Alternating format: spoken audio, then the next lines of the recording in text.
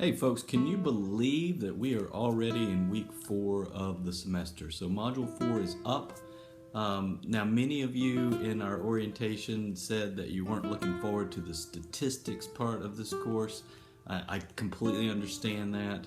And here we are needing to talk about some basic statistical concepts.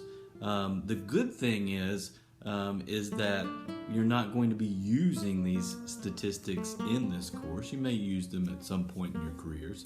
But anyway, as you're working through this module, if you need to talk about this content more, you can use the general questions discussion board for that.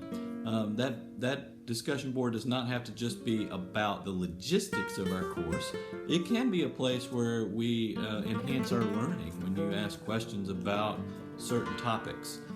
Again, that is meant to be a place where everyone hears the answer to whatever your question is. So if you need that, please post in there and we'll work through it together. Okay, most of you have posted your proposed topics for your projects.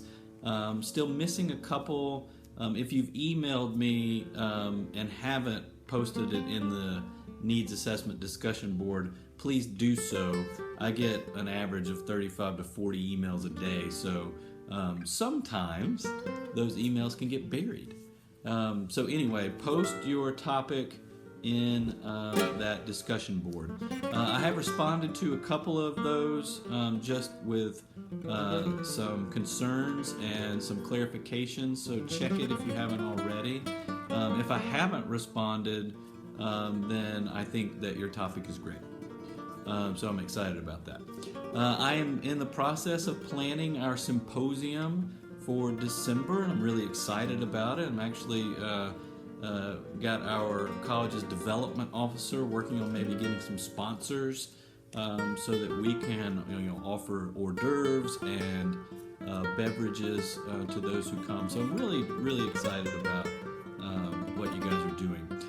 As I mentioned in one of my posts, it's really easy when you are in school and you've got lives and a lot of other stuff to kind of get stressed about the minutia of doing a project. I know that most, if not all of you, have not done a needs assessment. It's not necessarily something that you would have been exposed to. And that's part of the point, is for you to go through the process, because many of you will probably conduct needs assessments in your careers. But my hope for you is that you focus on the joy of learning, which I'm guessing many of you have. That you focus on that and less on the stress of doing something correct or right, or getting it all perfect. Less about the doing part and more about the process that you're going through, of learning about your population, of learning how to do a needs assessment, of learning how to get into the literature. So that's what I hope that you'll focus on.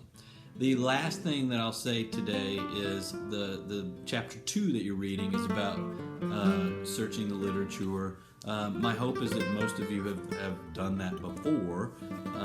If you haven't, there are some great research tools on the library's website. In fact, on the left-hand nav bar, there's research help. You can get consultations from librarians.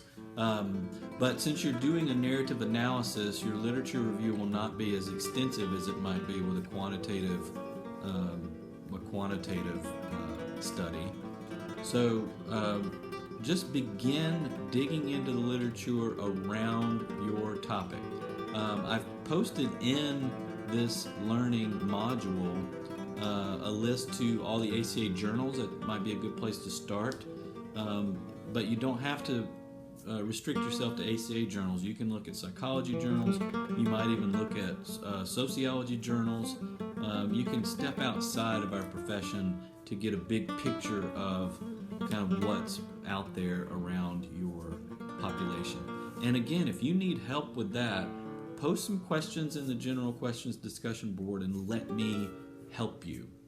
Anyway, Module 4, get started, dig into the literature and begin, if you haven't already, and begin that process of finding evidence-based practice that's already out there, or just some correlations to help you build a rationale for what you eventually will propose. All right, have a great one.